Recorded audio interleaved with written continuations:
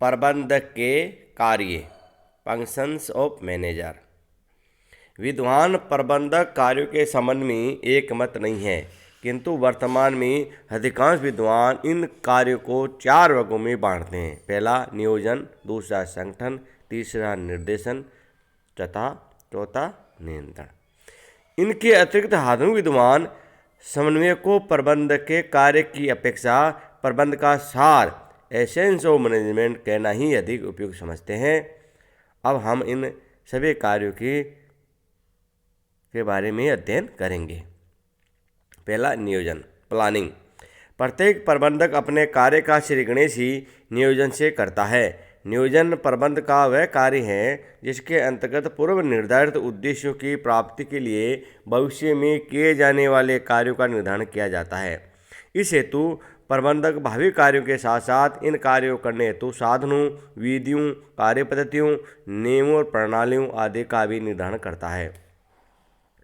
नियोजन के अंतर्गत प्रबंधक इस बात का अग्रिम रूप से निर्धारण करता है कि क्या किया जाना है, कब करना है, किस प्रकार करना है तथा किसके द्वारा किया जाना है। ये एक ऐसी प्रक्रिया है जिसमें किए जाने वाले कार्यों के विभिन्न विकल्पों में से किसी एक विकल्प का चुनाव किया जाता है। इसलिए गोइज ने कहा है कि नियोजन मूल रूप से एक चयन प्रक्रिया है तथा नियोजन की समस्या का जन्म कार्य के वैकल्पिक तरीकों की खोज के साथ ही होता है।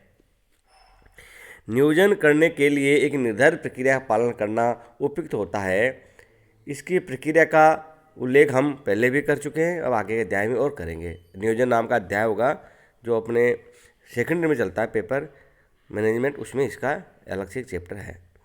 नियोजन करने तथा उसी क्रियान्वित करने में अनेक तत्वों या घटकों को तथा साधनों की महत्वपूर्ण भूमिका होती है, अतः उनको पहले से निर्धारित करना चाहिए। ये सभी घटक साधन निम्नानुसार है: उद्देश्य, नीतियाँ, कार्यविधियाँ, प्रविधियाँ, नियम, बजट, व्यूहरचना, कार्यक्रम आदि। अब दूसरा कार्य संगठन, ऑर्गेनाइजिंग। संगठन वह उपकरण है जिसके द्वारा प्रबंधक संस्था के सभी भौतिक तथा मानवीय संसाधनों का उपयोग करता है। संगठन वह कार्य है जिसके अंतर्गत प्रबंधक मानवीय संसाधनों में कर्मचारियों में कार्यों का विभाजन करता है, उन कार्यों करने के लिए अधिकार प्रदान करता है तथा सभी कर्मचारियों के बीच आपसी संबंधों, अधिकारी अधीनस्थ का निर्धारण करता है। तो शब्दों में अपने ही कह सकते हैं, संगठन एक ऐसी प्रक्रिया है जिसमें संस्था के सदस्यों के बीच अधिकारों का विभाजन किया जाता है तथा उनमें आपसी संबंधों को निर्धारित किया जाता है। इस प्रक्रिया के परिणाम स्वरूप ही संगठन संरचना का निर्माण होता है, जिससे संस्था में अधिकारी एवं अधीनस्थ संबंधों का जन्म होता है। संगठन कार्य के संबंध में अलग से एक अध्याय है जिसका अपन विस्तृत अध्ययन करेंगे। निर्देशन, डायरेक्टिंग। निर्देशन वह कार्य है जिसके अंतर्गत प्रबंधक कर्मचारियों को नेतृत्व प्रदान करता है, अभिप्रेरित करता है, उनके बीच संदेशों के आदान प्रदान की व्यवस्था करता है तथा उनके मनोबल को बनाए रखने का प्रयास करता है। निर्देशन के द्वारा प्रबंधक कर्मचारियों के व्यवहार को संस्था के अनुकूल बनाता है तथा उनमें संस्था के प्रति अपनत्व भाव उत्पन्न करता है। परिणामस्वरूप सभी कर्मचारी मिलकर स्वेच्छा से संस्था के उद्देश्य की प्राप्ति में योगदान देने को तत्पर होते हैं। इस प्रकार निर्देशन एक व्यापक शब्द है जिसमें अनेक क्रियाएं सम्मिलित है। कर्मचारियों का नेतृत्व है, लीडिंग, अभिप्रेरण, मोटिवेटिंग, पर्यवेक्षण, सुपरवाइजिंग, संप्रेषण, कम्युनिकेटिंग करना आदि इस कार्य में सम्मिलित है। निर्देशन कार्य को कुछ विद्वान प्रभावीकरण, इन्फ्लुएंसिंग के नाम से भी संबोधित करते हैं, क्योंकि आधुनिक युग में प्रबंधक, कर्मचारी अन्य सभी संबंधित वर्ग अधिक संवेदनशील हो गए हैं। ऐसे में निर्देशन शब्द की जगह प्रभावीकरण शब्द का उपयोग करना उपयुक्त भी प्रतीत होता है। अब है नियंत्रण, कंट्रोलिंग। नियंत्रण प्रबंधक का वह कार्य है जिसके अंतर्गत प्रबंधक अपने कर्मचारियों के कार्यों का, कर्मचारी के कार्यों का नियंत्रण करता है। इस हेतु प्रबंधक वास्तविक कार्य परिणामों की पूर्व निर्धारित कार्य प्रमापों या नियोजित कार्य से तुलना करता है। तत्पश्चात उनमें कोई विचलन, डेविएशन हो तो उन्हें ज्ञात करता है तथा उन विचलनों को दूर करने के उपाय करता है। इस हेतु प्रबंधक को कभी कभी संपूर्ण प्रबंध प्रक्रिया को पुनः दोहराना भी पड़ता है। इस प्रकार नियंत्रण के द्वारा प्रबंधक ये देखता है कि कार्य निर्धारित योजनाओं के अनुसार हो रहा है अथवा नहीं। नियंत्रण प्रक्रिया के 3 प्रमुख तत्व है। पहला, प्रभाव निर्धारित करना, दूसरा, कार्यों का मूल्यांकन करना तथा तीसरा, क्रियाओं में सुधार करना। अब 5वां, समन्वय, कोऑर्डिनेटिंग। प्रबंध शास्त्र के अनेक विद्वानों ने समन्वय को प्रबंधक का एक महत्वपूर्ण कार्य माना है। लूथर गुलिग ने इसे प्रबंध का अनिवार्य कार्य माना है तथा लिखा है कि यदि प्रबंध में कार्य विभाजन के बिना कार्य नहीं चल सकता तो समन्वय आवश्यक हो जाता है, और समन्वय के द्वारा किसी कार्य में लगे विभिन्न व्यक्तियों के प्रयासों को एक सूत्र में बांधकर क्रमानुसार संयोजन किया जाता है ताकि उस कार्य को पूर्ण कुशलता तथा प्रभावशीलता के साथ पूरा किया जा सके। संस्था की सफलता के लिए सभी प्रकार का समन्वय आवश्यक है। लंबवत, समतल, आंतरिक और बाह्य इसी प्रकार से समन्वय प्राप्त किया जाना चाहिए जिससे संस्था की कार्यकुशलता में 4 चांद लगाए जा सके। समन्वय कार्य नहीं है, प्रबंध का सार है। यद्यपि कई प्रबंध शास्त्री समन्वय को प्रबंध के कार्यों में सम्मिलित कर रहे हैं, किंतु आधुनिक युग के प्रबंध शास्त्री समन्वय को प्रबंध का कार्य नहीं बल्कि प्रबंध का सार या प्रबंध की आत्मा, एसेंस ऑफ मैनेजमेंट समझते हैं। कुंजता, विहिरिज, टेरी आदि लेखकों ने इसी मत का समर्थन किया है। हम स्वयं भी इसी मत का समर्थन करते हैं तथा समन्वय को सभी प्रबंध के कार्यों का सार एवं परिणाम मानते हैं। यदि सभी कार्यों में समन्वय नहीं होगा तो प्रबंध के प्रयासों से परिणामों की आशा करना ही व्यर्थ है। अतः इसका प्रत्येक कार्य रूप में उल्लेख करना हमें उपयुक्त प्रतीत नहीं होता। कुछ अन्य कार्य भी हैं इन मुख्य कार्यों के अलावा। कुछ प्रबंध शास्त्रों ने प्रबंध के अन्य कार्य बताए हैं, उनमें से कुछ प्रमुख इस प्रकार है। निर्णयन, डिसीजन मेकिंग। प्रबंधक एक अन्य महत्वपूर्ण कार्य करते हैं, वह है निर्णयन।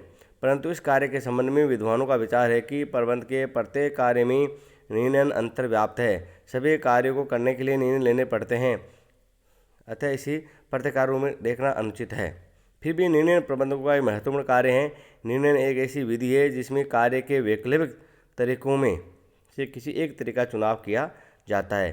किसी भी कार्य को करने या न करने के विकल्प में से किसी भी विकल्प का चुनाव करना ही निर्णय है। निर्णय प्रबंध के कार्य में इतना अधिक महत्वपूर्ण है कि कुछ विद्वानों ने तो प्रबंध को निर्णय के रूप में परिभाषित कर दिया है। रोस मूरे ने कहा है कि प्रबंध निर्णय है, मैनेजमेंट इज डिसीजन मेकिंग। दूसरा, नियुक्ति करना, स्टाफिंग। नियुक्ति करने के कार्य में उन सभी कार्यों को सम्मिलित किया जाता है जो कर्मचारियों की नियुक्ति संबंधित होते हैं। इस कार्य के अंतर्गत प्रबंधक का ही कार्य होता है कि वह प्रत्येक कार्य के लिए उचित व्यक्ति का चुनाव करे तथा उसकी उचित स्थान पर नियुक्ति करे। इस कार्य में कर्मचारियों का चुनाव करना, प्रशिक्षण देना, पदोन्नति करना, निवृत्ति देना, मूल्यांकन करना, पारिश्रमिक देना आदि कार्य सम्मिलित है। प्रबंध के इस कार्य का बहुत अधिक महत्व है क्योंकि अच्छे कर्मचारी अच्छी संस्था की नींव के निर्माता है।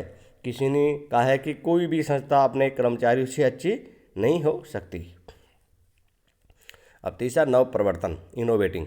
वर्तमान युग में कोई भी व्यवसाय तब तक जीवित नहीं रह सकता जब तक ये नव प्रवर्तन न करे।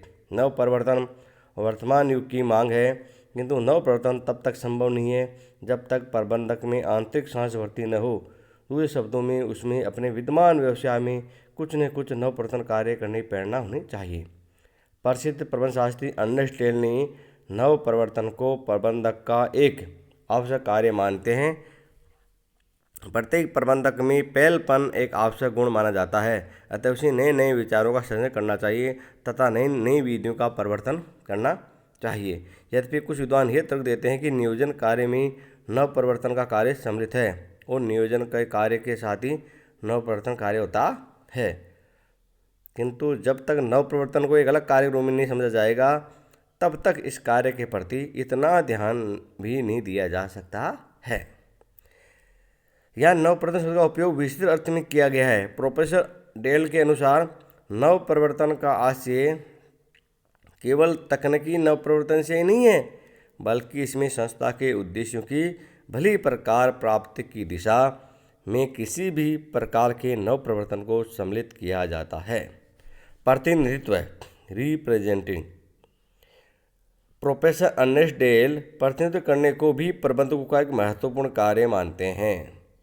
वस्तुतः वर्तमान युग में प्रत्येक संस्था वातावरण की प्रणाली है, जो वातावरण की अनेक संस्थाओं यथा या मंचों, सरकारी समितियों तथा विभाग, व्यापार संघ, मर्चेंट चेंबर, श्रम संघ, उपभोक्ता संघ इत्यादि से प्रभावित होती है। अतः इनसे निरंतर संपर्क बनाए रखने के लिए इन मंचों की सभाओं एवं समितियों में संस्था का प्रतिनिधित्व करना बहुत अनिवार्य हो जाता है। अतः विभिन्न मंचों पर संस्था का प्रतिनिधित्व करना प्रबंध का महत्वपूर्ण कार्य हो गया है। व्यवसाय जो जो बाह्य वातावरण की खुली प्रणाली होता जा रहा है, त्यों त्यों प्रतिनिधित्व कार्य का महत्व भी बढ़ता जा रहा है। हमने यद्यपि अन्य कार्यों के शीर्षक में 4 कार्य उल्लेख किया है, किंतु वास्तव में 4 कार्य भी प्रथम 4 कार्य में सम्मिलित है। आधुनिक प्रबंध शास्त्री नियोजन में निर्णय एवं नवप्रवर्तन कार्य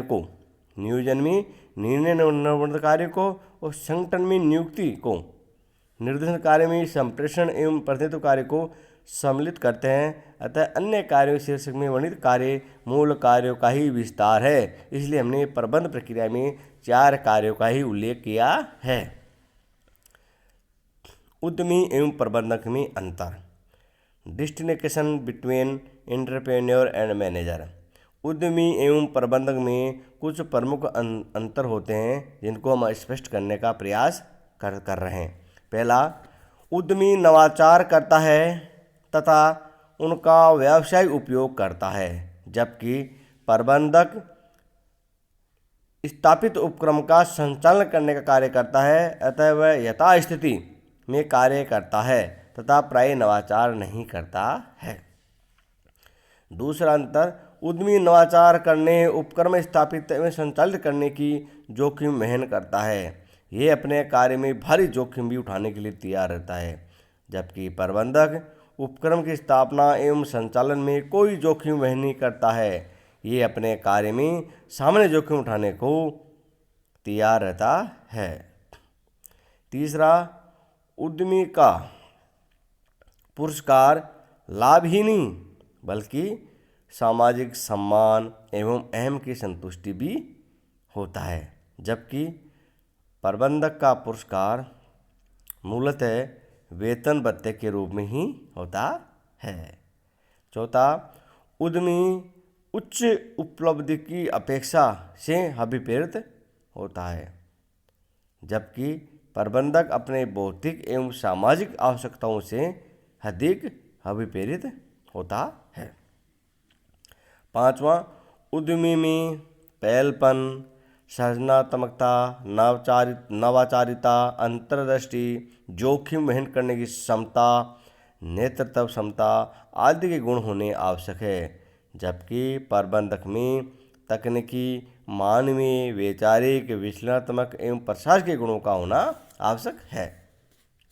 नेक्स्ट, उद्यमी स्वतंत्र व्यक्ति है जो अपनी स्वेच्छा से नवाचार करता है तथा उपक्रम की स्थापना एवं संचालन करता है। वह किसी का अधीनस्थ नहीं होता है, जबकि प्रबंधक एक वेतनभोगी कर्मचारी होता है। इसके ऊपर कई अधिकारी हो सकते हैं तथा नीचे कई अधीनस्थ भी हो सकते हैं। अतः वह प्रबंध की व्यवस्था में कार्य करता है, न कि स्वतंत्रता एवं स्वेच्छा से।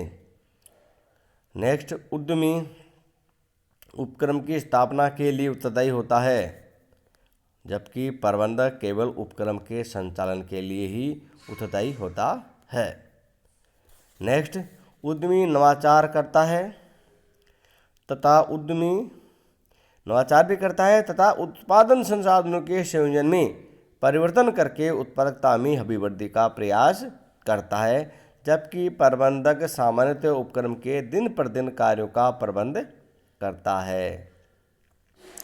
नेक्स्ट, उद्यमी कार्य निरंतर नहीं चलता, वह उत्पादन तकनीक या उत्पादों में परिवर्तन के लिए प्रकट होता है। तत्पश्चात वह तब तक दिखाई नहीं देता जब तक कि पुनः किसी नए परिवर्तन की आवश्यकता अनुभव नहीं की जाती हो, जबकि प्रबंध का कार्य निरंतर चलता है। प्रबंध प्रक्रिया तब तक चलती रहती है जब तक वह उपक्रम चलता रहता है। वह संसाधनों एवं कार्यों में निरंतर समन्वय करता ही रहता है। नेक्स्ट, उद्यमी दौलत का सृजन करते हैं, यानी पूंजी का निर्माण करते हैं, जबकि प्रबंधक दौलत का प्रशासन करते हैं। नेक्स्ट, उद्यमी अपने उपक्रम पर पूर्ण स्वामित्व एवं प्रबंध का अंतिम अधिकार रखता है, जबकि प्रबंधक को स्वामित्व अधिकार नहीं होता है। उसी प्रबंध का भी अपनी स्थिति के अनुसार सीमित अधिकार ही होता है। इस प्रकार ये प्रबंधक के और उद्यमी में अंतर है, जिनके आधार पर अपन उद्यमी और प्रबंधक में का भेद समझ सकते हैं कि इन दोनों में क्या अंतर है। धन्यवाद।